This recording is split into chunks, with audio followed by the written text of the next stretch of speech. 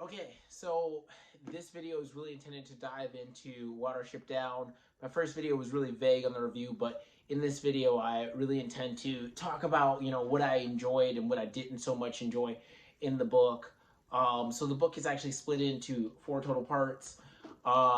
Essentially, they are the journey on Watership Down, Ephora, I think it's pronounced, the Warring Rapid State, I guess you could call it, and then Hazel Ra. So just starting off with the first part, the journey. So the first part of the journey, in that you get kind of a general introduction to Rabbit Society and all its characters, or a lot of the characters we're going to meet, essentially. And what you have is you have Hazel and his brother Fiver, and that's when essentially they decide to make the move out of the Warren. So this part of the book I found to be entertaining. You definitely get an idea for the society, and I will say that Richard Adams did a wonderful job of setting up like a really fleshed out lore for these rabbits. This book is 470 pages, and he does a great job, and I feel like it needed to be this fleshed out. Like, these rabbits have a class system, these rabbits have a culture, they have a religion, you know, they have everything that you would expect any mythical kind of society to have. And so he does a great job at doing that. So the first part of the journey I found to be pretty entertaining, getting me introduced to the politics of rabbit society. Um, but some of the downsides I will say and is the way in which it's written. So I personally am not a big fan of like kind of the third person disembodied narrator. I think that this book would have been significantly better had it been directly from like Hazel's point of view or Fiver's point of view, just to give you a little bit more intimacy into the character motivations. Instead, we have kind of a third person narrator telling you kind of what's happening. I think that whenever you have a third person narrator, the big issue is that your book has a chance of being really expository, and obviously everything has exposition, but I think that that can definitely like dampen the feel of being there with the book. But that's kind of the first part of the book. I found it to be pretty good, pretty interesting, and that part of the book itself goes on from page 3 to page 106. We meet another society of rabbits before the end of part 1. Essentially, it's these rabbits that are all huge and they live in this warren. And again, obviously, if you're watching this video, you're familiar with this. And I found that part to be super interesting. I was like really into it because I knew what was going to happen. I was like, okay, this sounds great. Like, it's kind of like, Fiverr's worried about this place. He feels like there's something wrong here. And I thought that that actually was going to be the rest of this book. I thought that we were going to stay in that other rabbit society, and it was going to be like a slow discovery if there's something like not going right here, because everything seemed too perfect, amongst like all the free food, and the rabbits are all big and they also seem to be hiding something. Obviously soon we find out that essentially like they're kind of being farmed of sorts, and they're taken care of but at the risk of also being killed and harvested of sorts. So that was like really interesting. I really love that. I was actually sad to see it come to like light so fast, because I think that you could have made a book out of that, albeit it would be a very different book. But the rabbits do leave after Bigwig gets like caught in a snare. um so they leave from there and go find another place.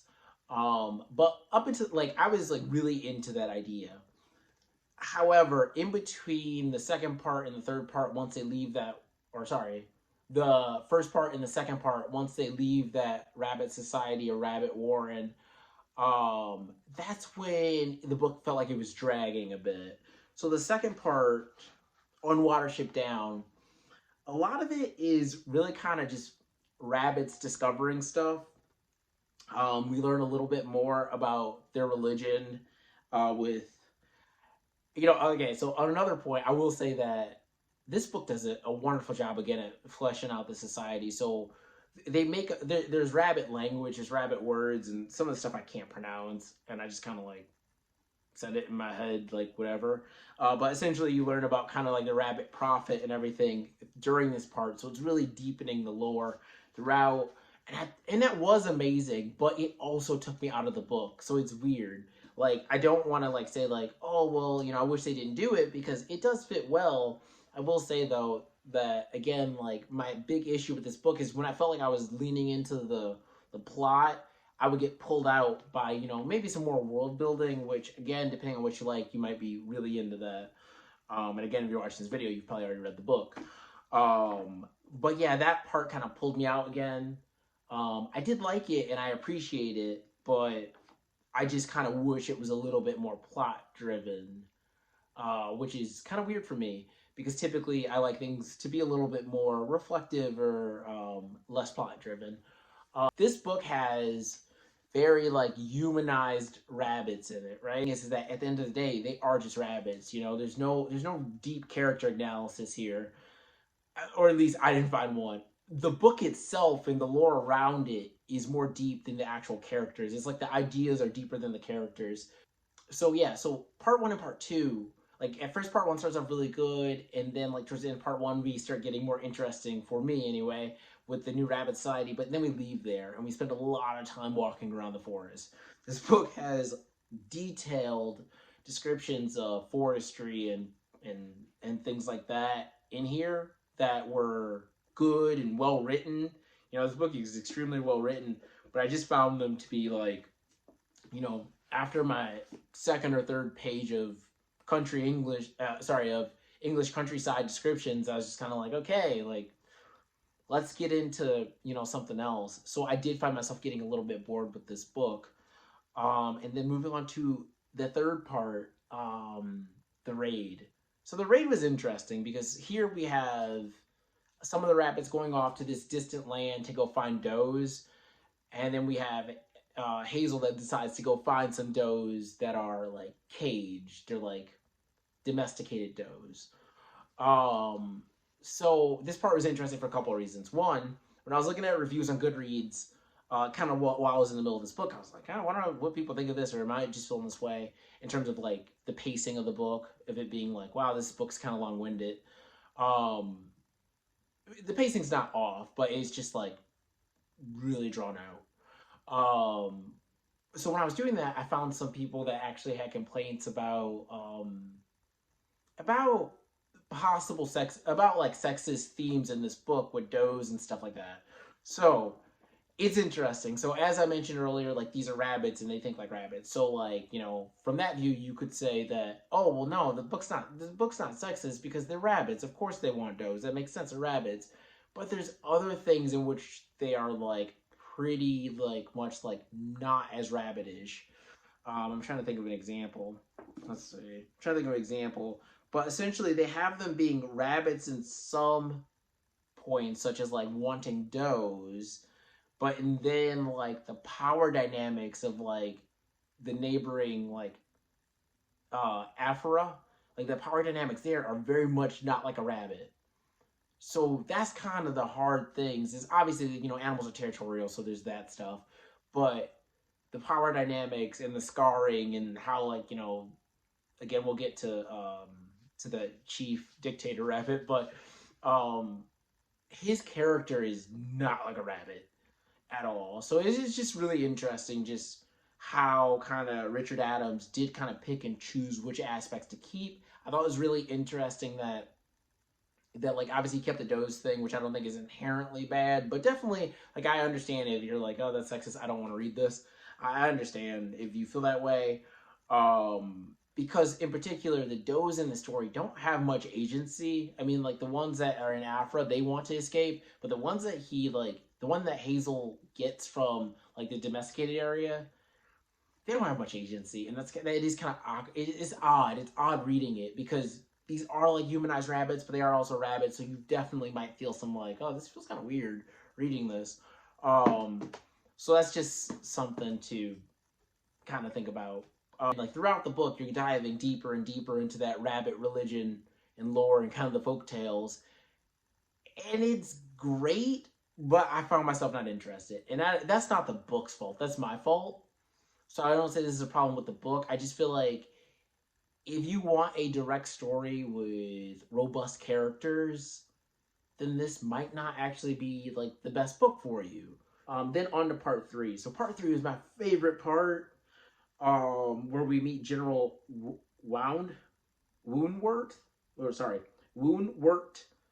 But yeah, that was my favorite part. I loved everything about that. Honestly, the bigwig stuff, the infiltration, that was amazing. The chase scene through the woods when they were trying to escape, that was amazing. So I know that like this guy Richard Adams can write. Like I mean, I know that he can write anyway, but like the way that he wrote kind of the chase scene out of Afra was amazing. I loved it. It was visceral. It was fast paced. It was tense.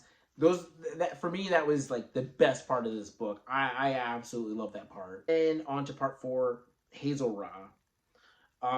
So that part, you know, I found it to be a bit of I don't even want to I don't want to say an epilogue, but you know, like I found that part to be pretty interesting.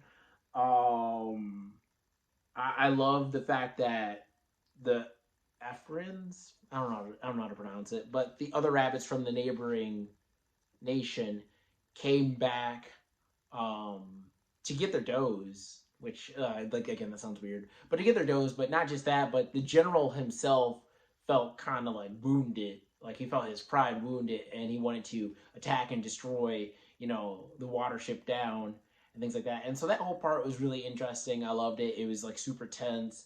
So like when things happen in this book, they're amazing. You know, like I like when things are happening in particular that are like oriented towards the plot, they're spectacularly written and everything's like that. My downsides to the book are really just kind of the breaks in the lore and stuff like that, and just like some parts I found that the narrator took me out of the book because the narrator would just start speaking about the English countryside for maybe several paragraphs. Um, but again, it depends on what you like in reading. Overall, again, I think in my last video I said I gave this book 3 stars. When I went to go check my Goodreads, I gave it actually 2. I wish they had half ratings. I think I'm gonna round this up 2 or 3 though, because it is really well written. It's just really long. Like I don't think I would read it again, and I think that I would suggest this for people that are really into world building because this book builds a world really well, and it does a great job. I just wish it was shorter, and that is to say that if it was shorter, it wouldn't have been able to do what it did. Though you wouldn't have a religion, you wouldn't have a culture, you wouldn't have a class system, you wouldn't have all this really fleshed out stuff. I would have rather have had a more plot driven story since the characters themselves, I can't like identify with Hazel because all Hazel wants to do is find a place that's safe, find some does, and I think that's it. And I think that's what all the rabbits want is to find a safe place, find some does. My last point is that I felt like there were a lot of dispensable rabbit characters in this book. Like they started to blur because they didn't have characters. So like the ones I remembered were Hazel, obviously he's kind of like the sit-in chief rabbit. Fiver, he's the vision having rabbit. Pipkin, he's the other small rabbit, but he has no real attributes other than being afraid and small. Um, Bigwig, he was great. I love Bigwig, and he shined in the third part. And he's like kind of an ex officer of kind of the rabbit military, I guess, from their last war, and he's like big and tough and great. And then there's like a clever rabbit and a fast rabbit, and then like there's the rest of them that kind of blur for me. The last couple of points I want to address is that they find a bird that they befriend, and like there's a language barrier, and I thought that was interesting. Like it's cool because they do establish like this rabbit language, which is cool, but they also have this bird character that's speaking like this broken like universal dialect, I guess. He's not speaking, I think it's Lampine is the language. He's not speaking that. He's speaking like this broken universal language, and it's written out like that. It's written out like that. So his lines were really hard to read because you don't know. It's hard to get what the character's saying. But I don't know. That felt kind of weird in like maybe the same aspect of like the does thing. Like, are these just rabbits? Or are they kind of people? So like, yeah, so you could look at the rabbit dialects as like, oh, it seems kind of weird. Like, You know, like the rabbits seem pretty sophisticated and everything else seems like not as sophisticated, which can definitely read as like themes of like, I don't know, superiority. So like, I don't know, it depends. Like obviously you can take it at face value and say they're just rabbits and you don't all speak the same language as other animals, and that seems proper and fine. But I could see somebody having an issue with that. The only issue I really had with it was reading it. Like I didn't have an issue with them having different dialects, but I had an issue with literally reading the broken English because this book's in English, but reading the broken English that was listed as his character's dialogue. So that was not the greatest. I wasn't a big fan of that. But overall, probably like 3 stars because you know it's really well done. And again, I didn't like all of it by any means, but I did like it overall. It was just definitely a task at some points to get through. So just kind of a side note, um, I'm going to start posting a pretty vague review and then like kind of a more in-depth review, just in case like people are watching the video and they're like, "Oh, I want to read that book." I don't want to go into major plot points.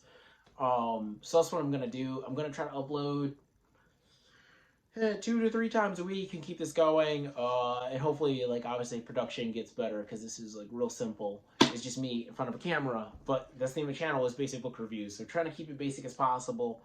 Other than that, comment, subscribe. I'm gonna keep books going, and that's it.